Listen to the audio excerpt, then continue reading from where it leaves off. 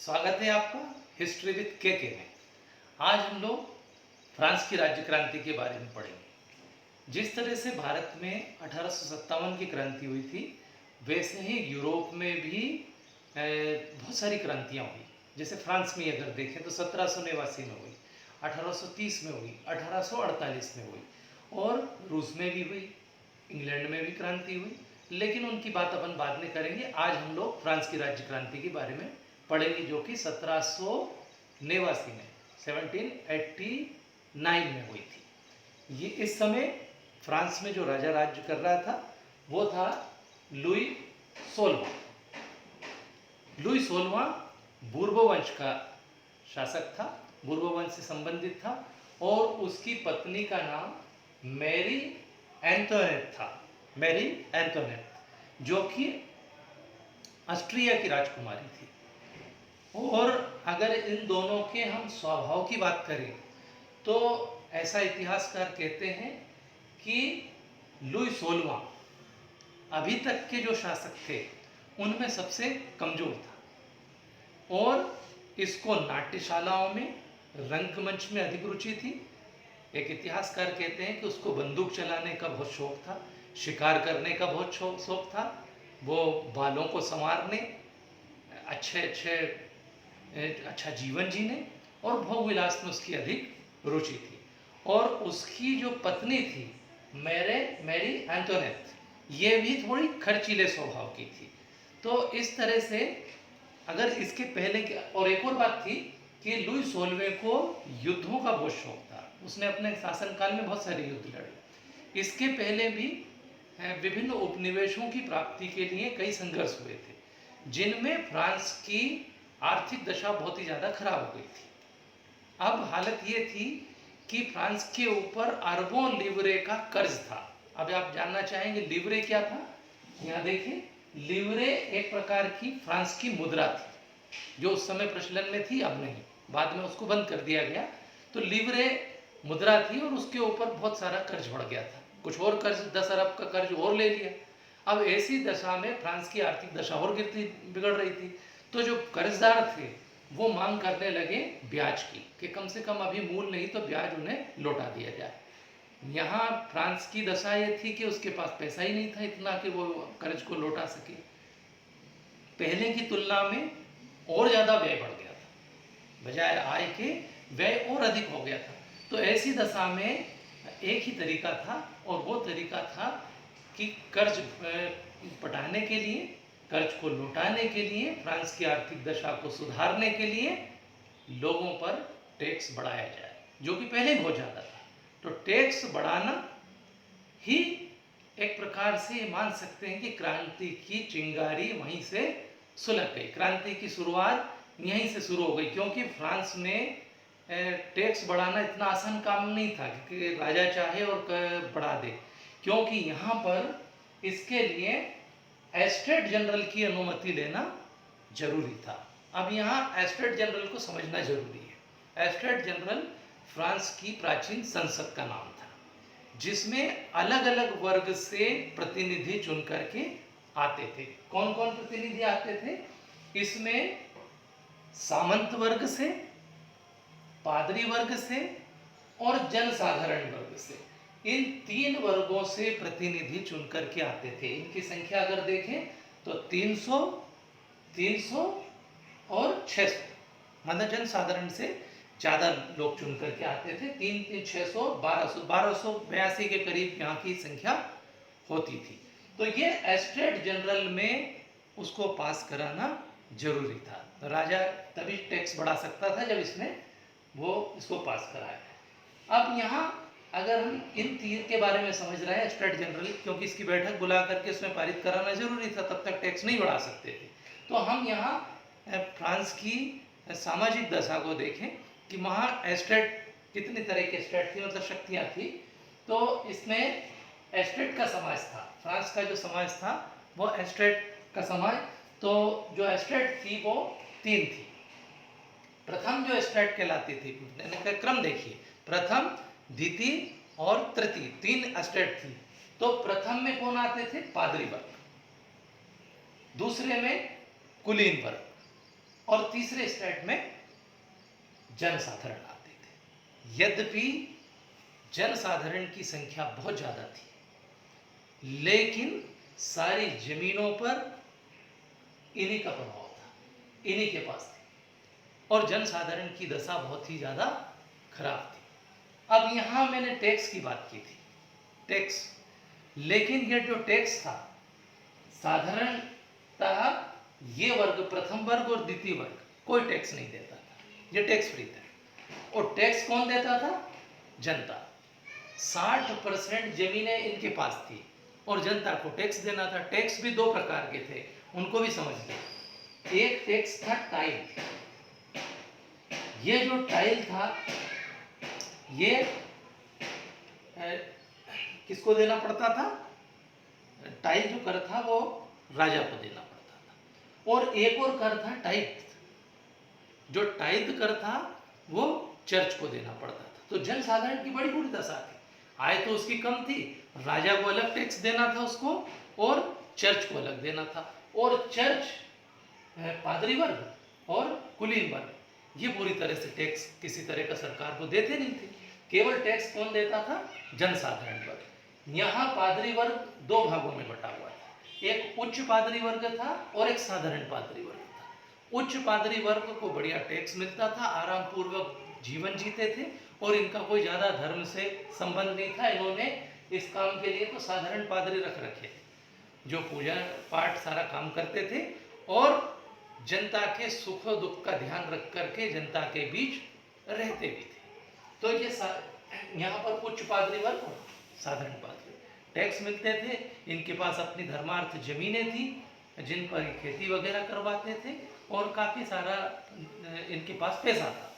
दूसरा वर्ग था कुलीन वर्ग, जिसमें उच्च पद प्राप्त व्यक्ति थे, जागीरदार थे जो उच्च पद थे। और इनका जो जीवन था पादरी वर्ग का और कुलीन वर्ग का, ये पूरी तरह से बड़ा ही सुखपूर्वक था। इन्हें किसी प्रकार के कोई कष्ट नहीं थे। ये अधिकार संपन्न वर्ग था, समस्त प्रकार के इनके पास अधिकार थे। तीसरा वर्ग जो था वो जनसाधारण वर्ग था, जिसकी दशा बहुत ही ज़्यादा फ्रांस में खराब थी। ये भी तीन प्रकार का था। एक में आते थे व्यापारी, कर्मचारी, वकील, जिनके पास थोड़ा अच्छा पैसा था और कई बार तो ये सरकार को टैक्स वगैरह भी, टैक्स के अलावा कुछ कर्ज भी दिया करते थे। दूसरा वर्ग जो था वो किसान कारीगरों का था, ये मध्यम स्थिति में थे। और तीसरा भूमिहीन छोटे किसानों का था, जिसमें भूमिहीन लोग आते थे, छोटे किसान आते थे, मजदूर आते थे और नौकर चाकर आते थे। इसमें दास भी आते थे। उस समय दास बहुत सारे रखे जाते थे, दूसरे देशों से दासों को लाया जाता था काम करवाने के लिए। तो इनकी दशा बहुत ही ज़्यादा खराब थी और इनकी संख्या जबकि फ्रांस में बहुत अधिक थी। अब ये निरंतर इनकी दशा और ज़्यादा खराब हो रही थी। इनका जीवन बहुत ही सुखपूर्वक था। दो तरह के टैक्स जनता को देना पड़ते थे। अब इनके ऊपर और ज़्यादा टैक्स का भार डालना बड़ा मुश्किल था, क्योंकि इसमें जो एस्टेट जनरल थी उसमें भी जनसाधारण के लोग ज़्यादा थे। आगे चल कर के इसकी बैठक बुलाई गई, लेकिन इससे पहले हम जाने कि केवल कर बढ़ा देने से क्रांति नहीं हो गई, और भी कारण थे जिनके कारण ये क्रांति हुई। अब हम इसके कारणों की चर्चा करते हैं। केवल टैक्स बढ़ाना क्रांति का कारण नहीं था, और भी बहुत सारी परिस्थितियां थी जिनके कारण क्रांति हुई। तो यहाँ हम पहले देखेंगे इसके कारणों को। तो इसमें देखेंगे राजनीतिक कारण, जो कि सबसे अधिक इसमें जिम्मेदार था। और भी बहुत से कारण हैं। तो राजनीतिक कारण में कुछ बातें थी, जैसे भ्रष्ट न्याय, यहाँ पर न्याय व्यवस्था, भ्रष्ट न्याय व्यवस्था, निरंकुश शासन। सबसे पहले हम देखेंगे निरंकुश शासन को। फ्रांस में उस समय जैसा आपको बताया लुई 16वां शासन कर रहा था और वो राजा के देवी अधिकारों में विश्वास करता था। यहाँ इसको भी समझ ले, देवी अधिकारों का मतलब क्या होता है। बाद के बहुत सारे शासकों ने भी आगे चल करके इसका पालन किया। इसमें ऐसा माना जाता है कि जो राजा है पृथ्वी के ऊपर वो ईश्वर का प्रतिनिधि है, इसलिए उसको तो कोई दंड दिया नहीं जा सकता, और वो जो कुछ कर रहा है वो सब ईश्वर की इच्छा से कर रहा है। तो इस तरह से राजा के देवी अधिकारों का राजा अपने देवी सिद्धांतों में विश्वास करता था और जिसको चाहे नियुक्ति दे देता, जिसको चाहे पद से हटा देता। माने कुल मिलाकर के मनमाना शासन था। राजा के ऊपर अपनी पत्नी का प्रभाव था और उसकी पत्नी भी एक खर्चीले स्वभाव के साथ साथ राजनीतिक मामलों में भी हस्तक्षेप करती थी। तो जनता इस तरह की शासन से परेशान थी। दूसरा अगर देखें आप निरंकुश शासन व्यवस्था के अलावा तो भ्रष्ट न्याय व्यवस्था थी। अगर वहाँ की न्याय व्यवस्था को देखें तो वो अत्यंत ही भ्रष्ट थी। भ्रष्ट कैसे थी कि न्यायाधीशों के जो पद थे वो खरीदे बेचे जाते थे। अब ऐसी दशा में जो पदों पर आते थे, स्वाभाविक है कि वो न्याय के मामले में भ्रष्टाचार करते थे। इससे जनता परेशान थी। तीसरा बताया जैसा कि राजा अयोग्य था। एक इतिहासकार ने कहा कि अभी तक के जो बूर्बो वंश के राजा थे जिन्होंने मुकुट धारण किया था, उसमें सबसे ज़्यादा अयोग्य लुईस वोल्वाई था। अगर हम देखें प्रशासन को, ये हम राजनीतिक कारण देख रहे हैं इसके, तो राजनीतिक कारण में हमने देखा निरंकुश शासन, भ्रष्ट न्याय व्यवस्था, राजा की अयोग्यता, और एक कारण था दूषित प्रशासन। 400 प्रकार के कानून फ्रांस में प्रचलन में थे और आश्चर्यजनक बात यह थी कि अपने ही पूरे फ्रांस में अलग अलग क्षेत्र में अलग अलग प्रकार के कानून थे। एक जगह जो कानूनन था, दूसरी जगह वो गैर कानूनी था। वहाँ गैर कानूनी है, वो अन्य जगह पर कानूनन हो जाए। तो फ्रांस के लोगों को ये समझ नहीं आ रहा था कि कौन सा कानून है, क्या काम सही है और क्या गलत है। तो ऐसी जो प्रशासन, दूषित प्रकार का प्रशासन था, उससे भी जनता बहुत अधिक परेशान थी। जनता के ऊपर करों का बोझ था। जैसा मैंने आपको पहले बताया कि 2 प्रकार के कर जनता को देना पड़ते थे। एक टाइल होता था और दूसरा जो कि राज्य को देना पड़ता था, राज्य को देते थे, और एक टाइद था। टाइद जो कर था वो चर्च को देना पड़ता था। तो इस तरह से 2 टैक्स देने के बाद जनता की आर्थिक दशा बहुत ही ज़्यादा खराब हो चुकी थी। तो ये कुछ राजनीतिक कारण थे। दूसरे अगर हम देखें सामाजिक कारणों की अगर बात करें तो वो लगभग हम यहाँ देख चुके हैं कि किस तरह से ये एस्टेट समाज जो था एस्टेट्स में बटा हुआ था, प्रथम, द्वितीय और तृतीय। तो इसके कारण भी ये जो साधारण वर्ग था, जनसाधारण वर्ग था, उसकी स्थिति बहुत ही ज़्यादा खराब हो गई थी। इसका एक कारण आर्थिक कारण भी था। आर्थिक कारण का मतलब ये था कि एक तरफ तो सरकार कर्जों के बोझ तले दबी हुई थी, दूसरी तरफ अपव्यय में कोई कसर नहीं छोड़ी जा रही थी। आए दिन जलसे होते रहते थे, महंगे महंगे भोज आयोजित किए जाते थे। अच्छा महल होने के बाद राजा ने वर्साय में एक बहुत भव्य महल बनाया जिस पर लाखों रुपया खर्च किया गया। तो खर्चे नहीं रुक रहे थे और जनता के ऊपर लगातार टैक्स बढ़ाए जा रहे थे।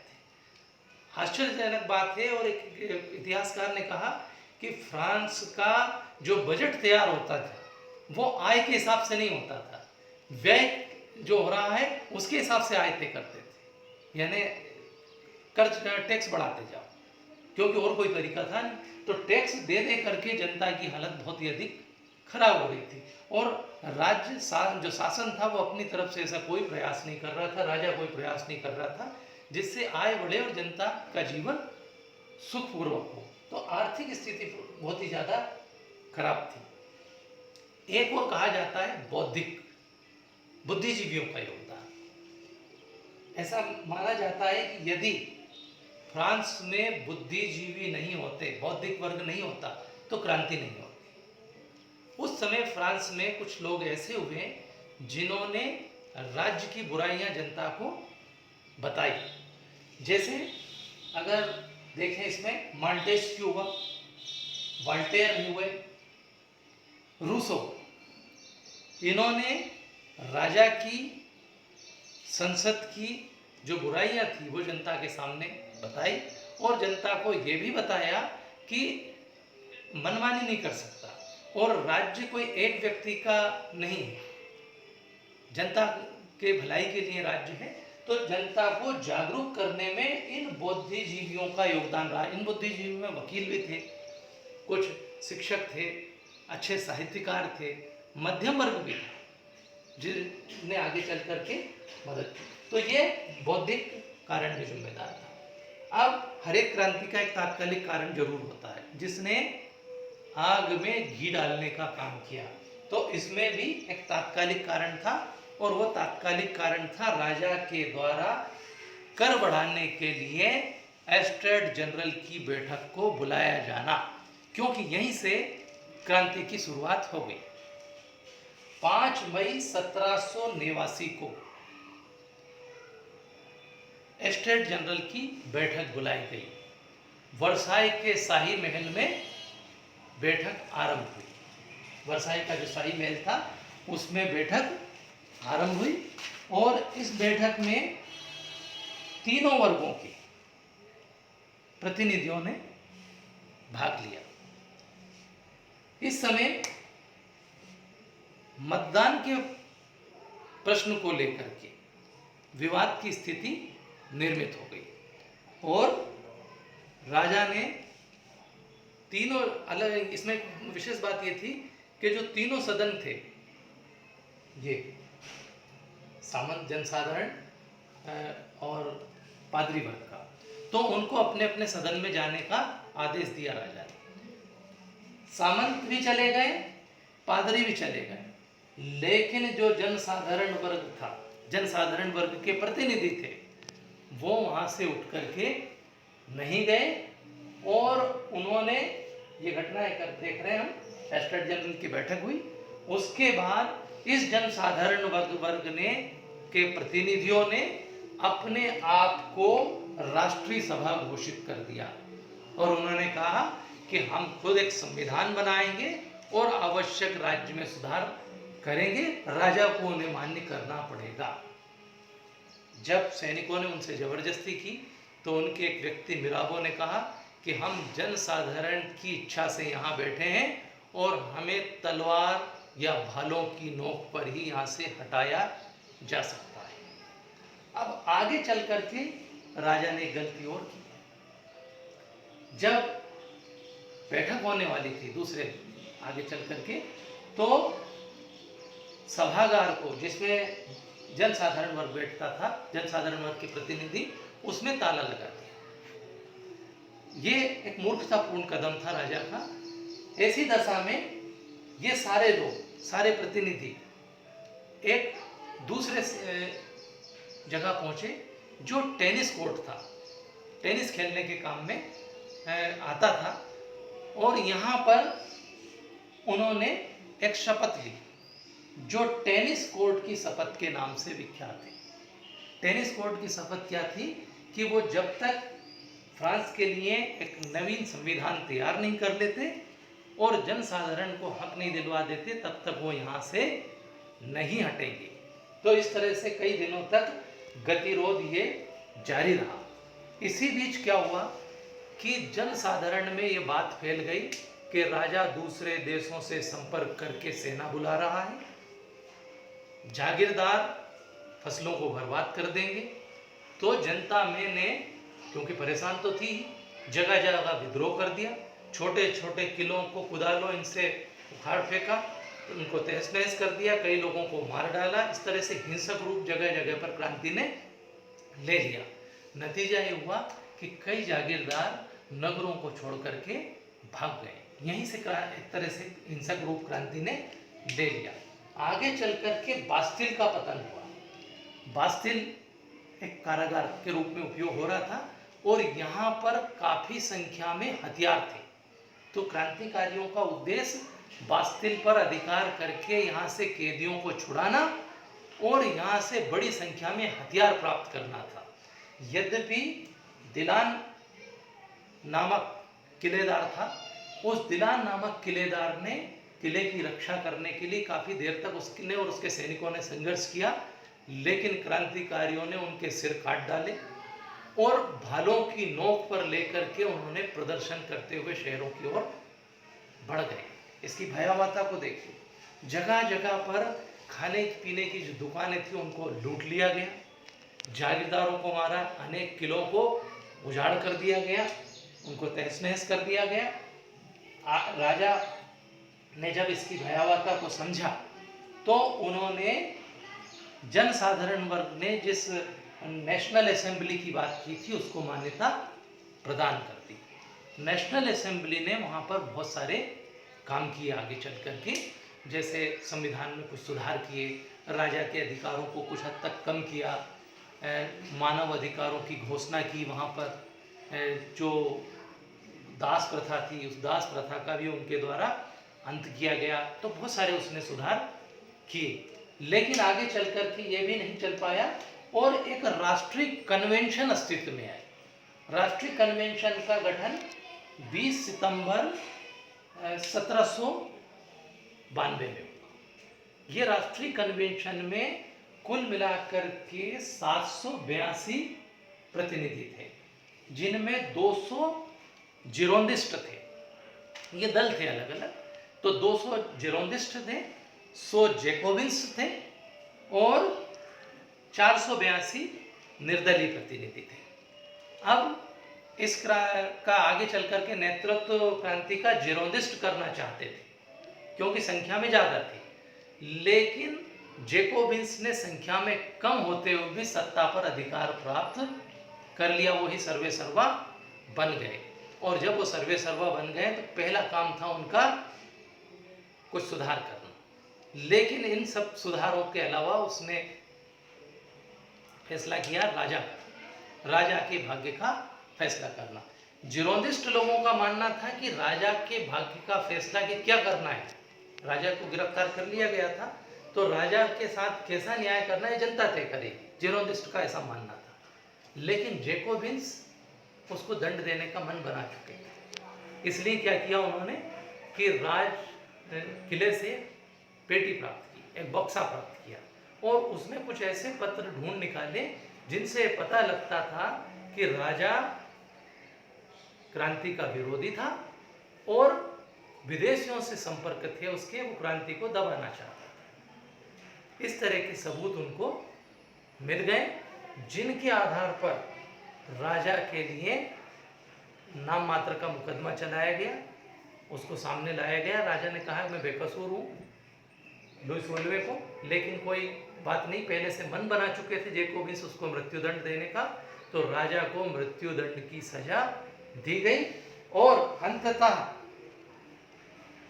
21 जनवरी 1793 को 10 बजे राजा को गिलोटिन पर चढ़ा दिया गया। अब यहाँ पूछेंगे गिलोटिन क्या था? ये एक तो फांसी देने का तरीका होता है, रस्सा डाल करके गले में डाल के उसको फांसी दे देना। यहाँ पर गिलोटिन का एक अजीब तरीका था, इस तरह की कोई नीचे रचना होती थी और उसमें गर्दन फंसा देते थे, ऊपर से फरसा गिरता था, गर्दन अलग हो जाती थी, गिलोटिन कहलाता था वहाँ इसी तरह से। और इस राजा ने भी कई लोगों को इस पर चढ़ाया था, तो इसलिए उसको, और आगे चल करके उसकी पत्नी के साथ भी यही व्यवहार किया गया। फिर फ्रांस में डायरेक्टरी का शासन आया, नेपोलियन का शासन आया, आगे चल करके 1830 में पुनः क्रांति हुई, एक क्रांति 1848 में भी हुई। यहाँ पर जो प्रश्न पूछे जाते हैं परीक्षाओं में, उनके संबंध में अपन विचार कर लें। छोटे जो प्रश्न पूछेंगे हम देख लें क्या क्या याद होना चाहिए हमें, किसके शासनकाल में हुई, कब हुई, तो ये याद रखेंगे डेट, ये 1789 में। किसके शासनकाल में हुई? लुईस वोल्वे के।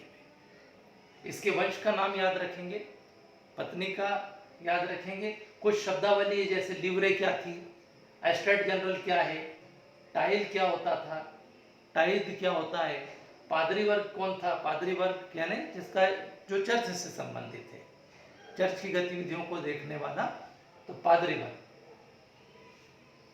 इसके अलावा जिरोंदिस्ट, जैकोबिन्स, और यहाँ पर एस्टेट्स का की रचना हमें याद होना चाहिए, कौन कौन से वर्ग उसमें थे। टेनिस कोर्ट की शपथ क्या थी, ये भी याद होना चाहिए। और राष्ट्रीय कन्वेंशन का गठन कब हुआ, राष्ट्रीय सभा का गठन कब हुआ, फ्रांस में मानव अधिकारों की घोषणा कब हुई, और इसके कारणों के बारे में जानकारी होना चाहिए, कौन कौन से इसके लिए कारण थे। ये वैसे तो कॉलेज में जो किताबें हैं उनमें भी चलता है, डिग्री कोर्स वगैरह में, एमए में भी है, लेकिन अभी जो एनसीईआरटी की वर्तमान में पुस्तक है उसमें कक्षा 9वीं का इतिहास का पहला पाठ है ये, तो उसके लिए बड़ा उपयोगी साबित होगा।